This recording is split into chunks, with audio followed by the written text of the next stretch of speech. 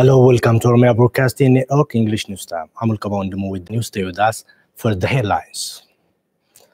Scholars argue journalists to respect professional ethics.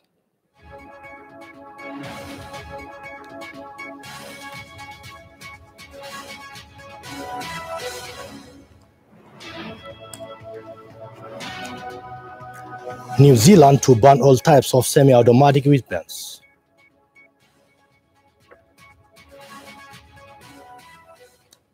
Those were the headlines. Now news and details. Stay with us. Prime Minister Dr. Abiy Ahmed held discussion with Sheikh Mohammed bin Zayed, Crown Prince of Abu Dhabi and Deputy Supreme Commander of the United Arab Emirates Armed Forces in Abu Dhabi. They discussed on a number of regional and international issues, as well as mutual interests on ways of enhancing bilateral ties. The Ethiopian Prime Minister and the Crown Prince also visited some of the athletes competing in the Special Olympic World Games at Abu Dhabi National Exhibition Centre. Prime Minister Dr. Abiy is in tour of the region and yesterday visited Qatar, where he met with Emir Sheikh Tamim bin Hamad. The Prime Minister last visited the Emirates in July when he and Eritrean President Isaias Afwerki were honored with the United Arab Emirates High Civil Honor. Sheikh Mohammed bin Zayed conferred the Order of Zayed on both leaders at the Presidential Palace.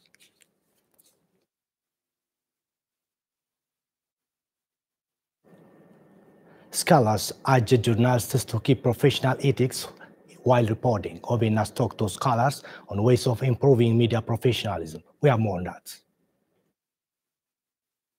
Media will make the public to aware on various social, political, and economic activities happening around the world. It is like a mirror which shows us to strive to show the public the bare truths and harsh realities of life. But in the context of our country, some media houses are deliberately reporting fake news and propagandas that will affect the culture of living together and tolerance among nationalities. Reporting fake news and propagandas will invite conflict among different ethnic groups. OBN has talked to media professionals and scholars on how to develop ethical professionalism. As a responsibility, what is expected from us is to be most objective and fair as a media. Particularly during this critical time, the media practitioners need to strictly follow the ABC of journalism, to strictly follow principle of journalism. Now, more than 10 universities in Ethiopia are offering journalism as a field of study. But I can't say every student of journalism would join media houses. I can say they have trained well. We can't say it is lack of professional ethics. It will need some study to know the fact behind this. It is better to have media council for more successful achievement. Any media must, when one gets any news, it must clarify the source before reporting to the public, to the audience. So that's it. At the same time, the government shall do his legal procedures, not politically, but legally. The scholars witnessed the role of media houses in succeeding the ongoing reform and transition to the next chapter. With regard to handling this Ethiopian political dynamics related to ethnicity, political dynamics related to political fragmentation and the conflict in Ethiopia, media, for me, should have really very responsible action in facilitating, democracy, in facilitating, a spirit of freedom in Ethiopia. We have to look journalists or media professionals separately from activism. We can't be both journalists and activists at the same time. It is quite different profession. Media professionals should exercise ethical professionalism more than anything. The scholars also stress that media in Ethiopia lacks both freedom and capacity for years. But when they get the chance and freedom, they are operating it with no limit. They also said freedom of press is not mean disseminating false and fake propaganda news. It is also all about expressing one's opinion freely and addressing news with ethical principles. The scholars also provided way of future direction for all media professionals and media houses operating in the country, as well as for the government of Ethiopia. The media must work ethically. So at the same time, the government is just trying to change this abusing laws of like it must be changed. Policy framework is important. The law in Ethiopia, the oppressive law, should be changed, and more democratic and participatory law should be enforced as soon as possible. The second, capacity building part of the media. It's expected from government and the related stakeholders and actors that to build the capacity of journalists, the capacity of media institutions. From the media point of view, they need media council. We need really media council very much. Media council where we can discuss, debate, and elaborate what is really acceptable standard in Ethiopian political context. The scholars also called on for all media houses to work and report based on ethical professions so as to develop and widen the press freedom gained. The United Arab Emirates and the Ethiopia Business Forum opened in Finfinne City yesterday in the attendance of representatives of more than 60 business and governmental delegations who seek to invest in various investment areas in Ethiopia. In the opening remarks, State Minister of Foreign Affairs Dr. Aklilu Haile Michael noted that the two countries' long-standing and historical diplomatic relations, which is said serves as bedrock to build effective trade and business links between United Arab Emirates and Ethiopia. The State Minister said he is pleased to observe United Arab Emirates Ethiopia business representatives taking this opportunity to exchange ideas, views to do more in order to translate the excellent relations between the two countries into valuable economic cooperation. Undersecretary of Foreign Affairs, Foreign Trade at the United Arab Emirates Ministry of Economy, Mr. Abdullahi Al-Saleh, on his part, commended the sound economic policy and the conducive investment climate in Ethiopia. This United Arab Emirates Ethiopia Business Forum presented us with invaluable platforms to explore investment opportunities in Ethiopia, he said. Adding this business forum offers United Arab Emirates companies best knowledge and insights to enhance trade, business and investment ties between Ethiopia and United Arab Emirates business communities.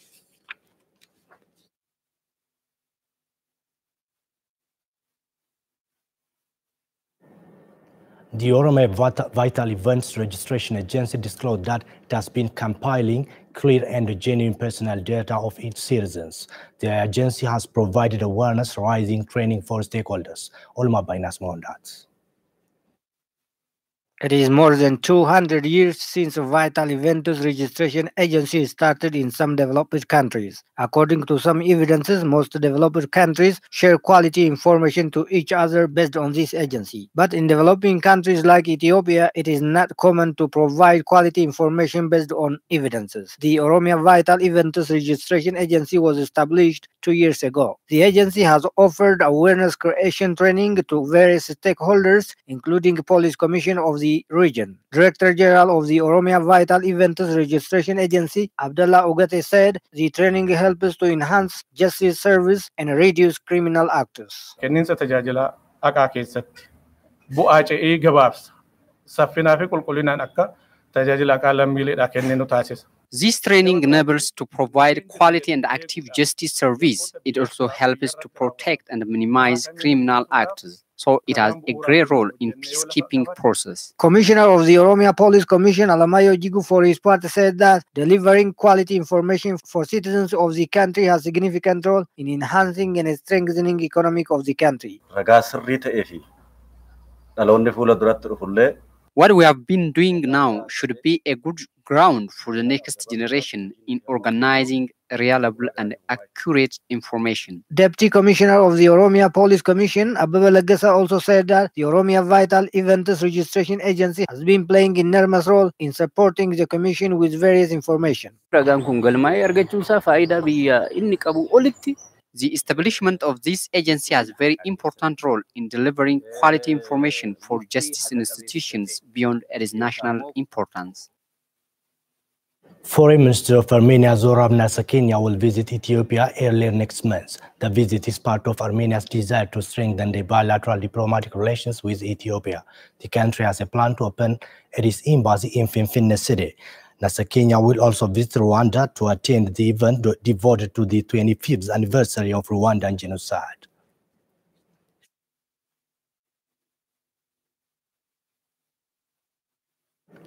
Contract agreement that has been signed between Ethiopia Roads Authority and contractors to build gravel roads and bridges in different parts of Oromia. Dr. Torres has a detail. Contract agreement has been signed between Oromia Roads Authority and contractors to build gravel roads and 2 bridges in Oromia.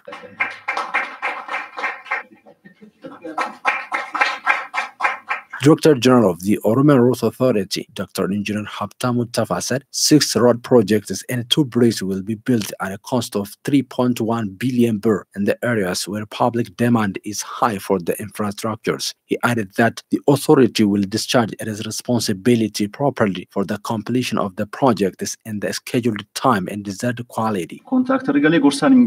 Except 2 projects, consultants have finalized the necessary preparation to engage the contractors into work. We have assigned counterpart in order to avoid possible problems that might happen with the consultants. According to the Director General, agreement has been reached to finalize the projects of roads and bridges within 3 years with the required quality.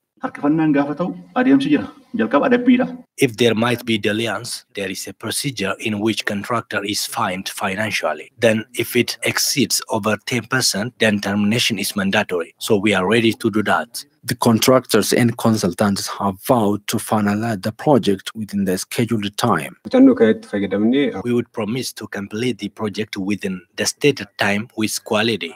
From next week on, officials of the Oromia Roads Authority will be deploying to the areas where the projects are due to be built to launch the work, it was said. Scholars and experts of media and communication in Ambo University said hate speech and fake social media news are spoiling the social relations and daily lives of citizens. The scholars advise citizens to properly use social media. We have more on that.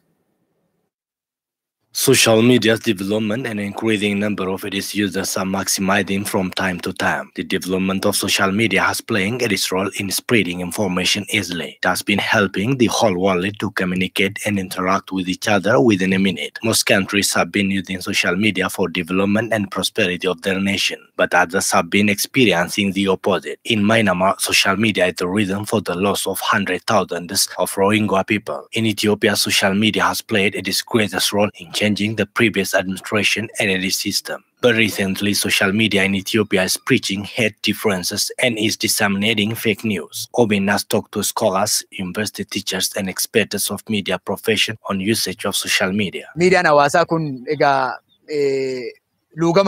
Social media has no controlling system. You will act and post the way you want it. Everyone can deliver his or her message without any control. We are in a very difficult time to control the system at all. In social media, you can spread any information within microseconds to the world. These scholars underline that users of social media should check the credibility of any information that's gained from social media, adding that the government has to look over social media policy as a country. Many are blaming, insulting, and spreading fake information by using fake account name and pictures. They create one agenda and transmit it to their followers. It has a huge impact on the country. Everything should be guided by rules and regulations. So social media will also need its own policy as a country. Everyone should examine the information that they are going to upload by their accounts. There should be a source for any information. The followers will also need to analyze the benefit and effect of the information before sharing to others. Mainstream media wants to Mainstream media should be strengthened more, then people can assure the factuality of the information from them. The scholars also requested the government to provide more solutions on ways of using social media in having media usage policy as a country. The government should give awareness for the public. Our activists should also act properly. They have to transmit one information from a tangible source. If the government provides tangible information, fake news will be stopped.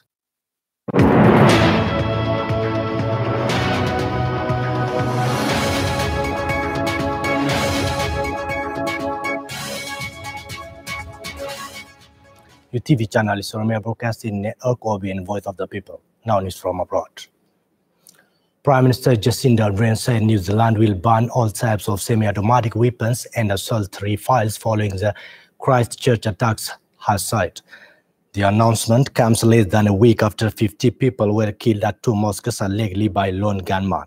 Ms. Ardern said she expected new legislation to be placed by April 11, saying, "Our history exchanged forever.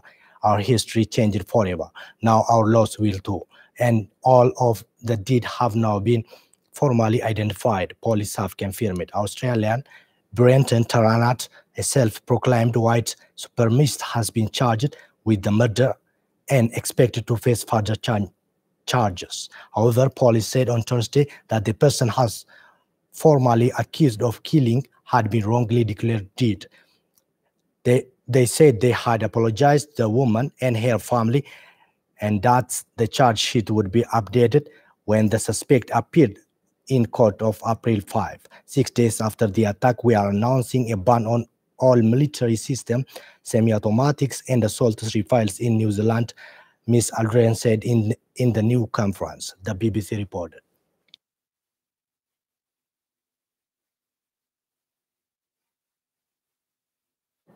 Many thanks for joining us. That's all what you had. Enjoy being again.